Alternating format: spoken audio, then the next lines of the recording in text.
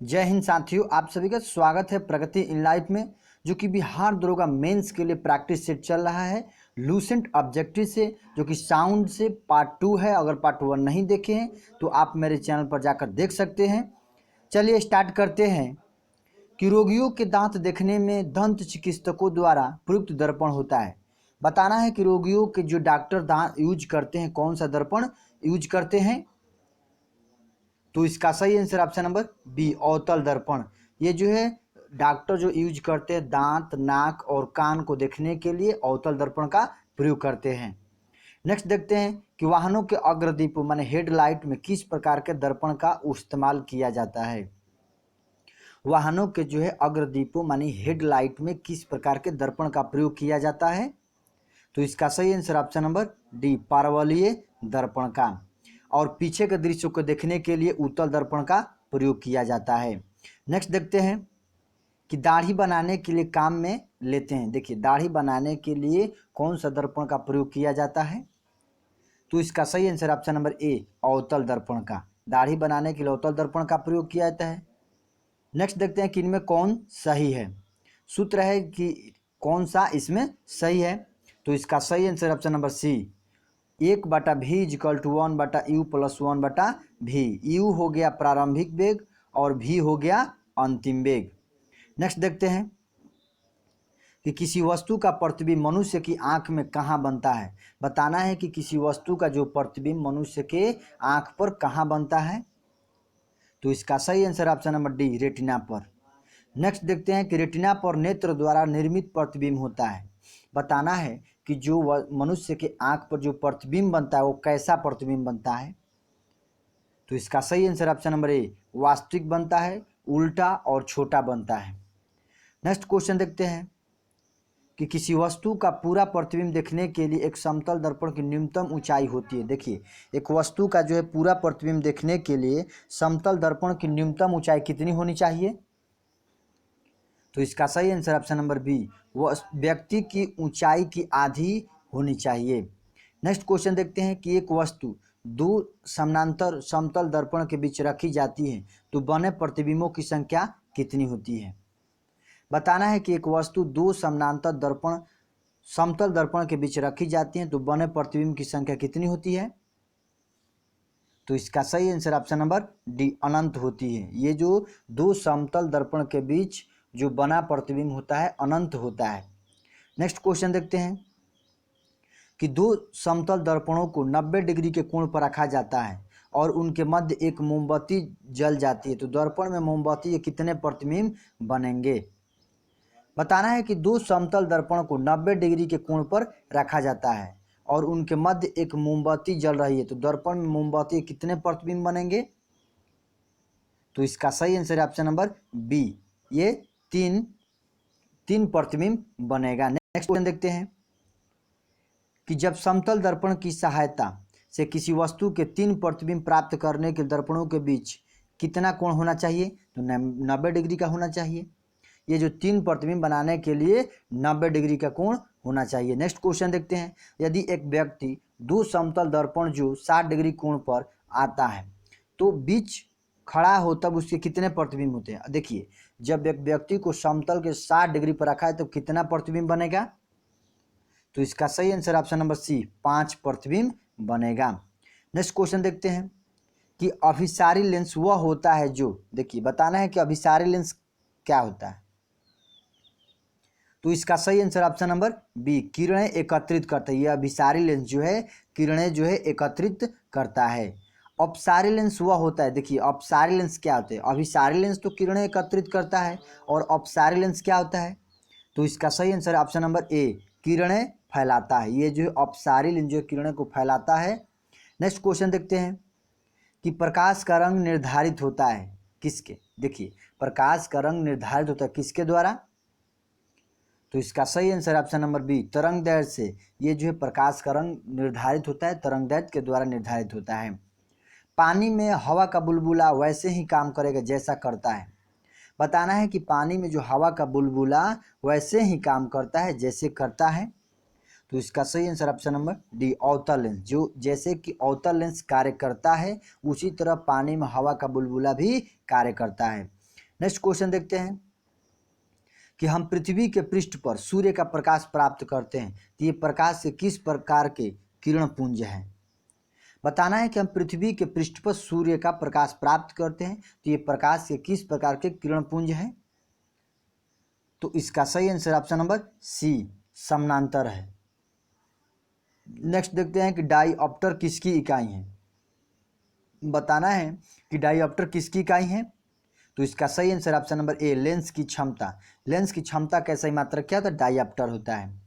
Next देखते हैं कि धूप के चश्मे की क्षमता कितनी होती है। बताना है कि जो धूप के चश्मे होते हैं उसकी क्षमता कितनी होती है। तो इसका सही आंसर है option number A, zero dioptre होता है। नेक्स्ट क्वेश्चन देखते हैं कि एक लेंस का फोकसांतर 25 सेंटीमीटर, तो उसकी क्षमता कितनी होती है। ये जो है एक लेंस की फोकसांतर जो है 25 सेंटीमीटर, तो उसकी क्षमता कितनी होती है। तो इसका सही आंसर है ऑप्शन नंबर बी, 4 डायोप्टर होता है। ये जो है 4 डायोप्टर, उसकी क्षमता निकालना है तो 1/, फोकसांतर होता है। तो ये 25 सेंटीमीटर में है, तो हम इसको बदल देंगे तो 1/25, यह मीटर में बदलेंगे तो ऊपर जाएगा 100 हो जाएगा, और ये 25 से कटा देंगे, ये 4 डायोप्टर हो गया, प्लस 4 डायोप्टर हो गया। नेक्स्ट क्वेश्चन देखते हैं, ये कि उत्तल लेंस की फोकस दूरी 0.2 मीटर, तो उसकी क्षमता कितनी होती है। ये जो है एक लेंस की फोकस दूरी 0.2 मीटर है, तो उसकी क्षमता कितनी होगी। तो इसका सही आंसर है ऑप्शन नंबर डी, +5 डायोप्टर होता है।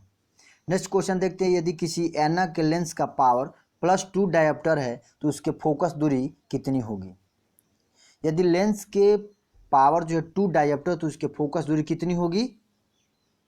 तो इसका सही आंसर है option number C, 50 centimetre, 50 centimetre. Next question देखते हैं कि एक उत्तल लेंस को जब पानी में डुबोया जाता है तो उसकी क्षमता क्या होती है। एक उत्तल लेंस को जब पानी में जो डुबोया जाता है उसकी क्षमता क्या होती है। तो इसका सही आंसर ऑप्शन नंबर ए, घट जाती है। नेक्स्ट क्वेश्चन देखते हैं कि प्रिज्म के में प्रकाश के विभिन्न रंगों का विभाजन कहलाता है। ये जो है प्रिज्म में प्रकाश के विभिन्न रंगों का विभाजन क्या कहलाता है। तो इसका सही आंसर ऑप्शन नंबर डी, प्रकाश का वर्ण विक्षेपण। इसी वर्ण विक्षेपण के कारण ही जो प्रिज्म का प्रकाश विभिन्न रंगों में विभाजित होता है। नेक्स्ट क्वेश्चन देखते हैं कि प्रिज्म से गुजरने पर सूर्य के प्रकाश की किरण विभिन्न रंगों में विभक्त हो जाती है, क्यों। तो इसका सही आंसर है ऑप्शन नंबर डी, ये विभिन्न रंगों की किरणें का विचलन भिन्न भिन्न होता है। ये जो विभिन्न रंगों का किरणों का विचलन जो भिन्न भिन्न होता है। श्वेत प्रकाश कितने रंगों के मेल से बना होता है। बताना है कि श्वेत प्रकाश कितने रंगों के मेल से बना होता है। तो इसका सही आंसर ऑप्शन नंबर डी, 7 रंगों से बना होता है। नेक्स्ट क्वेश्चन देखते हैं कि श्वेत प्रकाश जब प्रिज्म से होकर गुजरता है तो जो वर्ण सबसे अधिक विचलित होता है, तो वह है, वो कौन सा रंग जो है सबसे अधिक विचलित होता है। जब प्रिज्म से प्रकाश गुजरती है तो कौन सा रंग सबसे अधिक विचलित होता है। तो इसका सही आंसर है ऑप्शन नंबर बी, बैगनी रंग जो है सबसे अधिक विचलित होता है। नेक्स्ट देखते हैं कि प्रकाश का निम्नलिखित में से कौन सा रंग प्रिज्म से होकर सबसे अधिक अपसारित होता है। ये जो प्रकाश का निम्नलिखित में से कौन सा रंग प्रिज्म से होकर सबसे अधिक कम अपसरित होता है, कम फैलता है। तो इसका सही आंसर ऑप्शन नंबर ए, ये जो है लाल रंग जो है सबसे कम अपसारित यानी कम फैलता है। नेक्स्ट क्वेश्चन देखते हैं कि प्राथमिक रंग कौन सा है। प्राथमिक रंग है, तो इसका सही आंसर है ऑप्शन नंबर ए, ये जो है प्राकृतिक में पाए जाने वाले रंग जो है प्राथमिक रंग होता है। लाल, हरा, ये जो है लाल हो गया, हरा और नीला, ये जो है प्राथमिक रंग है, लाल, हरा और नीला। नेक्स्ट कहते हैं 3 रंग है, ये जो है 3 रंग कौन सा है, तो लाल, हरा और नीला। तो इसका सही आंसर ऑप्शन नंबर सी, ये जो ऑप्शन नंबर सी ये प्राथमिक रंग है। श्वेत प्रकाश का अपने विभिन्न रंगों में अलग होने की क्रिया को क्या कहते हैं। ये जो श्वेत प्रकाश का अपने विभिन्न रंगों में अलग होने की प्रक्रिया को क्या कहते हैं। तो इसका सही आंसर ऑप्शन नंबर डी, वर्ण विक्षेपण। ये जो श्वेत प्रकाश का अपने विभिन्न रंगों में विभक्त होने की प्रक्रिया को वर्ण विक्षेपण कहते हैं। दोस्तों वीडियो अच्छा लग रहा है तो प्लीज़ लाइक कीजिए, कमेंट कीजिए। निम्नलिखित में से कौन सा प्राथमिक रंग नहीं है। तो प्राथमिक रंग कौन कौन सा है, लाल, हरा और नीला। ये जो है पीला प्राथमिक रंग नहीं है। नेक्स्ट क्वेश्चन देखते हैं कि निम्नलिखित में से किस रंग का तरंगदैर्घ्य अधिकतम होता है। बताना है कि किस रंग का तरंगदैर्घ्य सबसे अधिक होता है, तो लाल रंग का जो है तरंगदैर्घ्य सबसे अधिक होता है। नेक्स्ट क्वेश्चन देखते हैं कि किस अपारदर्शी वस्तु का रंग उस रंग के कारण होता है जिससे वह, किस अपारदर्शी वस्तु का रंग जो है उस रंग के कारण होता है जिससे वह होता है, तो इसका सही आंसर ऑप्शन नंबर सी, परावर्तित करता है। नेक्स्ट क्वेश्चन देखते हैं कि हरी पत्तियों का पौधा लाल रोशनी में रखने पर कैसा दिखाई देगा। बताना है कि हरी पत्तियों का पौधा जो है लाल रोशनी में रखने पर कैसा दिखाई देगा, तो इसका सही आंसर ऑप्शन नंबर सी, काला। नेक्स्ट क्वेश्चन देखते हैं कि कुछ परिवहन वाहनों में अतिरिक्त पीली बत्तियां होती है, ऐसा इसलिए किया जाता है क्यों। कुछ परिवहन वाहनों में जो अतिरिक्त पीली बत्तियां होती है ऐसा इसलिए क्यों लगाया जाता है, तो इसका सही आंसर ऑप्शन नंबर सी, पीला प्रकाश कोहरे को बेधता है जिससे सड़क साफ दिखाई देता है और कोहरे वाली रातों में पीली बत्ती काम आती है। ऑप्शन नंबर सी सही है। नेक्स्ट क्वेश्चन देखते हैं कि प्रकाश में 7 रंग होते हैं, रंगों को अलग करने का क्या तरीका है।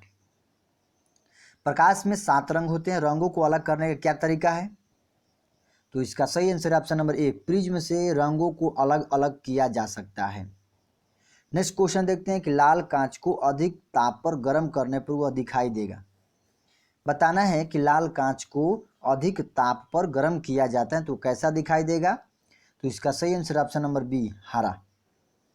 नेक्स्ट क्वेश्चन देखते हैं कि प्रकाश का रंग निश्चित किया जाता है। बताना है कि प्रकाश का रंग कैसे निश्चित किया जाता है, तो इसका सही आंसर ऑप्शन नंबर सी, तरंगदैर्घ्य के द्वारा जो प्रकाश का रंग निश्चित किया जाता है।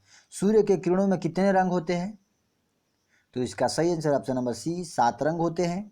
यदि वायुमंडल न होता तो पृथ्वी से आकाश किस रंग के दिखाई देगा। यदि वायुमंडल न होता तो पृथ्वी से आकाश किस रंग के दिखाई देगा, तो इसका सही आंसर ऑप्शन नंबर ए, काला। नेक्स्ट क्वेश्चन देखते हैं कि फोटोग्राफी में मुख्य रंग कौन से होते हैं। फोटोग्राफी में बताना है कि मुख्य रंग कौन कौन से होते हैं, तो इसका सही आंसर ऑप्शन नंबर सी, लाल, हरा और नीला। सबसे कम तरंगदैर्घ्य वाला प्रकाश होता है। बताना है कि सबसे कम तरंगदैर्घ्य किसका होता है, तो इसका सही आंसर ऑप्शन नंबर डी, बैगनी रंग का। और सबसे ज़्यादा किसका होता है, तो लाल रंग का। जब प्रकाश के लाल, हरा और नीला रंगों को समान अनुपात में मिलाया जाता है तो परिणामी रंग होगा। बताना है कि लाल, हरा और नीला को आपस में मिला दिया जाए तो कौन सा रंग होगा, तो इसका सही आंसर ऑप्शन नंबर बी, सफ़ेद बनेगा। नेक्स्ट क्वेश्चन देखते हैं कि फोटोग्राफी कैमरे का कौन सा भाग आंख की रेटिना की तरह कार्य करता है। फोटोग्राफी का कैमरे का जो कौन सा भाग है आंख की रेटिना की तरह कार्य करता है, तो इसका सही answer option number D, film की तरह कार्य करता है। कैमरे में किस प्रकार के लेंस में उपयोग लाया जाता है। बताना है कि कैमरे में किस प्रकार के लेंस उपयोग में लाया जाता है, तो इसका सही आंसर ऑप्शन नंबर ए, उत्तल लेंस। कैमरे में जो उत्तल लेंस का प्रयोग किया जाता है। उम्र बढ़ने के साथ साथ निकट और दूर की वस्तुओं को फोकस करने में आंख की योग्यता में कमी आती है, क्या कहलाती है, तो इसका सही आंसर ऑप्शन नंबर ए, ये जो है प्रेसबायोपिया। उम्र बढ़ने के साथ साथ जो निकट और दूर की वस्तु को फोकस करने में आंख की योग्यता में कमी आती है तो ये प्रेसबायोपिया कहलाती है। नेक्स्ट क्वेश्चन देखते हैं कि आइरिस का क्या काम होता है। बताना है कि आइरिस का क्या काम होता है, तो इसका सही आंसर है ऑप्शन नंबर ए, आंख में जाने वाले प्रकाश की मात्रा को नियंत्रित करता है। नेक्स्ट क्वेश्चन देखते हैं, दृष्टिपटल पर बना प्रतिबिंब होता है। दृष्टिपटल पर कैसा प्रतिबिंब बनता है, रेटिना पर कैसा प्रतिबिंब बनता है, तो इसका सही आंसर है ऑप्शन नंबर डी, वस्तु से छोटा लेकिन उल्टा बनता है। नेक्स्ट क्वेश्चन देखते हैं कि आंख के किस भाग द्वारा आंख में प्रवेश करने वाले प्रकाश की मात्रा नियंत्रित होती है।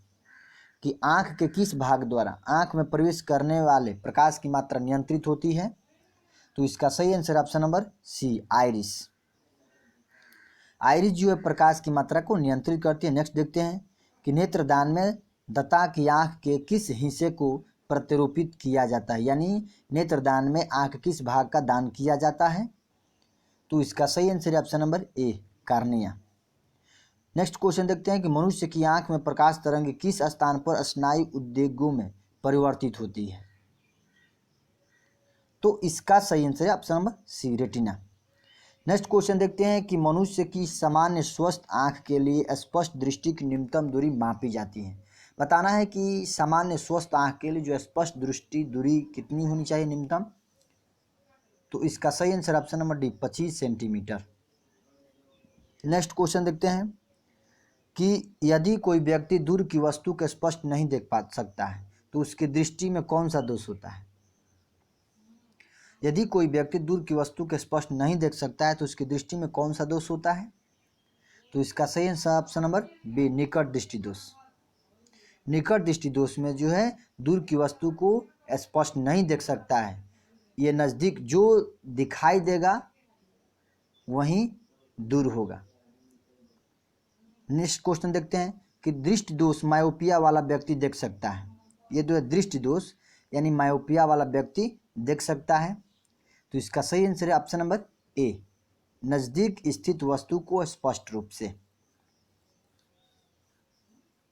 नेक्स्ट क्वेश्चन देखते हैं कि निकट दृष्टि दोष की रोग मुक्ति होते हैं। ये निकट दृष्टि दोष की रोग मुक्ति, देखो निकट दृष्टि दोष को दूर करने के लिए किस लेंस का उपयोग किया जाता है?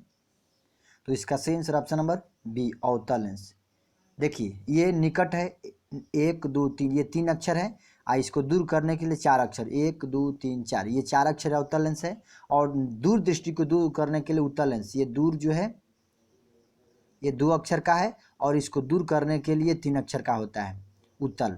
नेक्स्ट क्वेश्चन देखते हैं कि दूर दृष्टि दोष से पीड़ित व्यक्ति को क्या होता है? ये जो दूर दृष्टि दोष होता है तो उस व्यक्ति को क्या दिखाई देता है? तो इसका सही आंसर ऑप्शन नंबर बी, निकट वस्तु दिखाई नहीं देती है। ये जो है दूर दृष्टि दोष में निकट की वस्तु दिखाई नहीं देती, जो दिखाई देता है वही दोष होता है। नेक्स्ट क्वेश्चन देखते हैं कि दूर दृष्टि दोष से पीड़ित व्यक्ति के चश्मे में कौन सा लेंस प्रयोग किया जाता है? दूर दृष्टि दोष को दूर करने के लिए किस चश्मे का प्रयोग किया जाता है? तो उत्तल लेंस का प्रयोग किया जाता है। ये देखिए ये 2 अक्षर का है और ये 3 अक्षर का दूर करने के लिए प्रयोग किया जाता है। नेक्स्ट क्वेश्चन देखते हैं कि बुढ़ापे में दूर दृष्टि से वह खराबी होती है जिसमें, बुढ़ापे में दूर दृष्टिता वह खराबी होती है जिसमें लेंस होता है। तो इसका सही आंसर ऑप्शन नंबर डी, बहुत अधिक छोटा हो जाता है, इसलिए जो बुढ़ापे में दूर दृष्टि दोष होता है। वर्णधनता को किस लेंस से दूर किया जा सकता है? ये जो है वर्णधनता जो होता है किस लेंस से दूर किया जा सकता है? तो इसका सही आंसर ऑप्शन नंबर डी, इनमें से कोई नहीं। ये वर्णधनता जो आनुवंशिक रोग होता है, पीढ़ी दर पीढ़ी चलता है, इसे कोई लेंस से दूर नहीं किया जा सकता है। नेक्स्ट क्वेश्चन देखते हैं कि जरा दृष्टि दोष के उपचार के लिए प्रयुक्त होता है। ये जो है जरा दृष्टि दोष के उपचार के लिए किस लेंस का प्रयोग किया जाता है? तो इसका सही answer option number D, bifocal lens. Next question देखते हैं कि मानव नेत्र एक कैमरे के समान है, अतः इसमें एक लेंस निकाय नेत्र लेंस क्या बनाता है?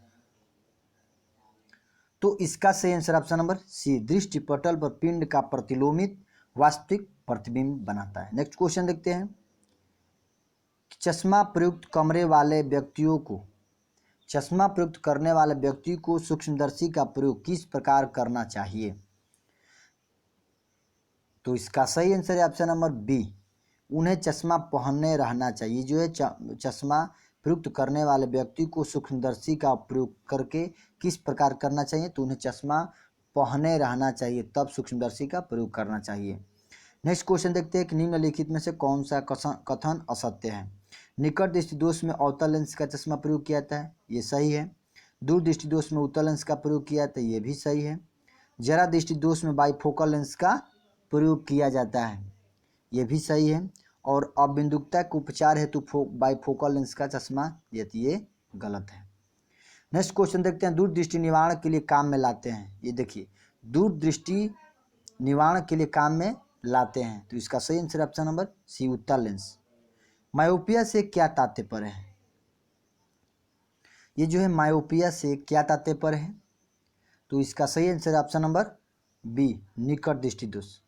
ये जो है मायोपिया है निकट दृष्टि दोष, और हाइपरमेट्रोपिया का अर्थ होता है दूर दृष्टि दोष। नेक्स्ट क्वेश्चन देखते हैं कि एक आदमी 10 मीटर से अधिक दूर की वस्तु स्पष्ट नहीं देख पाता है, तो वह किस दृष्टि दोष से पीड़ित है? तो इसका सही आंसर है ऑप्शन नंबर सी। ये जो है मायोपिया, ये निकट दृष्टि दोष से पीड़ित व्यक्ति है। एक मनुष्य 1 मीटर से कम दूरी की वस्तु को स्पष्ट नहीं देख सकता है, तो वह व्यक्ति किस दोष से पीड़ित है? तो इसका सही आंसर ऑप्शन नंबर ए, दूरदृष्टि दोष। नेक्स्ट क्वेश्चन देखते हैं, ल्यूमेन एकक है, ल्यूमेन किसका मात्रक होता है? तो इसका सही answer option number A, Jyoti flux का। ज्योति फ्लक्स कैसे मात्रक? ल्यूमेन होता है। दूरबीन क्या है? बताना है कि दूरबीन क्या है। तो इसका सही आंसर दूर की वस्तु देखी जाती है। नेक्स्ट क्वेश्चन देखते हैं कि घड़ी साज घड़ी के बारीक पुर्जों को देखने के लिए किसका उपयोग करता है? ये जो है घड़ी साज घड़ी के बारीक पुर्जों को देखने के लिए किस लेंस का प्रयोग करता है? तो इसका सही आंसर ऑप्शन नंबर बी, आवर्धक लेंस का। नेक्स्ट क्वेश्चन देखते हैं कि जीव विज्ञान की प्रयोगशालाओं में सूक्ष्म कोशिकाओं या जीवों के आवर्धित प्रतिबिंब देखने के लिए किसका उपयोग किया जाता है? तो इसका सही आंसर ऑप्शन नंबर सी, संयुक्त सूक्ष्मदर्शी का। नेक्स्ट क्वेश्चन देखते हैं, दूर की वस्तुओं के निरीक्षण के लिए किस प्रकाशीय यंत्र का प्रयोग किया जाता है? दूर की वस्तुओं के निरीक्षण के लिए किस प्रकाशीय यंत्र का उपयोग किया जाता है? तो इसका सही आंसर ऑप्शन नंबर डी, दूरदर्शी का। नेक्स्ट क्वेश्चन देखते हैं कि दूरबीन का आविष्कार किसने किया था? ये जो है दूरबीन का आविष्कार किसने किया? गैलीलियो ने। नेक्स्ट क्वेश्चन देखते हैं कि अवतल लेंस प्रयोग होता है, अवतल लेंस जो है प्रयोग होता है किसके लिए? तो ये निकट दृष्टि दोष के लिए। अवतल लेंस जो है निकट दृष्टि दोष के लिए प्रयोग किया जाता है। दोस्तों यही वीडियो समाप्त होता है। मुझे उम्मीद है कि वीडियो आप लोगों को अच्छा लगेगा। अगर मेरे चैनल पहली बार है तो प्लीज़ चैनल को सब्सक्राइब कर लीजिए और साथ बेल घंटी को प्रेस कर दीजिए, जो कि ऐसा ही डेली वीडियो अपलोड होता है बिहार दरोगा मेंस के लिए। चलिए, जय हिंद, जय भारत।